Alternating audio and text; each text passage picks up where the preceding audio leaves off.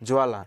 तो आइए हम बताते हैं, यह पार्ट 4 वीडियो है, यह पार्ट 4 वीडियो है। और आइए इसमें हम जानेंगे कि देखिए ईंधन, जैसे कि पार्ट 3 में हम लोग जाने थे कि ईंधन किसे कहते हैं और एक आदर्श ईंधन के क्या क्या गुण हो सकते हैं।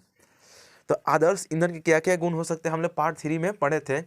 और इस वीडियो में हम जानेंगे कि एक ईंधन की दक्षता, मतलब देखिए ईंधन की इंग्लिश में बोलते हैं फ्यूल, और दक्षता को बोलते हैं एफिशिएंसी, मतलब पावर, कि कितना एक ईंधन की पावर क्या हो सकती है। तो ईंधन की देखिए दक्षता मतलब कि एफिशिएंसी समझिएगा कि उसका कितना क्षमता है, कितना पावर है। तो बोल रहे हैं कि वह ईंधन जो जितनी अधिक ऊष्मा उत्पन्न करेगी उस ईंधन की दक्षता अधिक होगी। जितना अधिक ऊष्मा उत्पन्न करेगी उस ईंधन की दक्षता क्या होगी, अधिक होगी। और जितने कम ऊष्मा उत्पन्न करेगा उसका दक्षता क्या हो जाएगा, कम होगा। आइए समझाते हैं एग्जाम्पल के माध्यम से। जैसे कि समझिएगा कि देखिएगा, कागज है,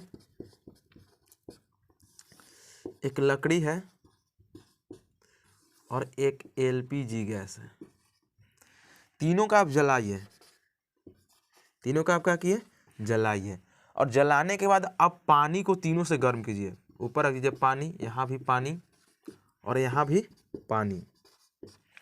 तो आपने एक चीज नोटिस किया कि देखिए जब आप कागज जला के पानी को गर्म कर रहे थे तो जल्दी गर्म नहीं हो रहा था।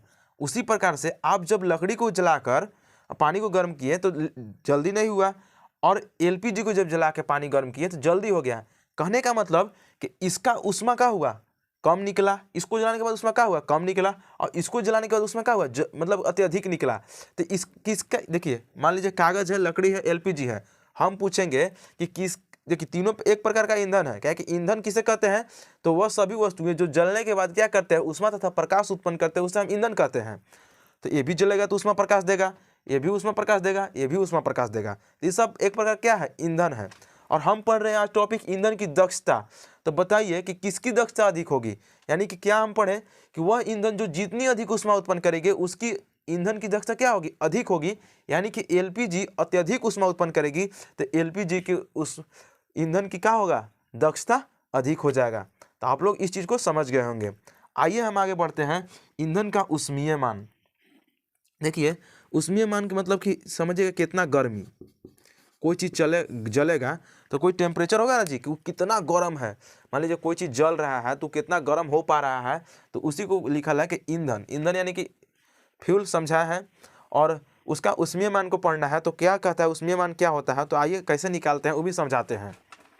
तो देखिए 1 केजी ईंधन के पूर्ण दहन से जो ऊष्मा प्राप्त होती है उसे ईंधन का ऊष्मीय मान कहते हैं। नहीं समझे होंगे तो आइए समझाते हैं। मान लीजिए कि जैसे कि कोई भी ईंधन है, मान लीजिए गोबर एक प्रकार का ईंधन है। गोबर से आपने गोबर गैस समझे होंगे, या गोबर का उपला बनते हैं जिसको हम लोग देहाती भाषा में चिपरी कहते हैं। तो गोबर का जो चिपरी होता है, मतलब कि गोईठा, उसको उससे भी हम जलाते हैं तो ऊष्मा निकलता है।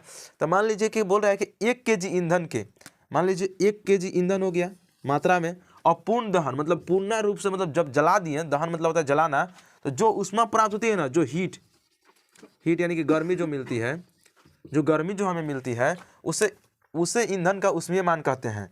आइए समझते हैं कि अगर देखिए 1 केजी आप हाइड्रोजन को जलाइएगा ना, 1 केजी हाइड्रोजन को जलाइएगा तो उसमें पता है ऊष्मा कितना मिलेगा, 1.5 लाख ऊष्मा मिलेगा, ठीक है। और आप एक लकड़ी को जलाइए, 1 केजी आप लकड़ी को जलाइएगा तो आपको 17,000 ऊष्मा मिलेगा। तो कहने का मतलब है कि देखिए ईंधन का ऊष्मीय मान का मात्रा क्या होता है, तो किलो जूल प्रति किलोग्राम होता है। तो आप समझिए, समझ गए होंगे इस चीज़ को कि ऊष्मीय मान क्या होता है। तो 1 केजी कोई भी ईंधन को जलाने के बाद जो ऊष्मा मिलता है उसको हम ऊष्मीय मान कहते हैं, यानी कि हीट का मान कहते हैं। देखिए गर्मी 1 केजी ईंधन के पूर्ण दहन से, जैसे कोई मात्रा में हुआ, मान लीजिए गोबर ले रहे हैं तो 1 केजी गोबर को हम जलाएं, 1 केजी गोबर को हम जलाएं, गोईठा समझिएगा, उपला, गोबर नहीं, उपला बनाते हैं जिसको चिपरी कहते हैं। जब 1 केजी चिपरी को हम जलाएं और पूर्ण दहन के बाद, मतलब पूरा रूप से जब जल गया, जो ऊष्मा मिला उसी को हम कहते हैं कि उस ईंधन का ऊष्मीय मान कहलाता है। और देखिए मिट्टी का तेल एवं डीजल एवं पेट्रोल का 45,000 होता है। अगर 1 केजी आप पेट्रोल या डीजल या मिट्टी का तेल को जलाइएगा तो 45,000 क्या मिलेगा, उसका ऊष्मीय मान होगा। और सबसे अधिक किसका होता है, तो हाइड्रोजन का होता है। और एक चीज़ याद रखिएगा कि आप हाइड्रोजन को दैनिक जीवन में नहीं जला सकते हैं।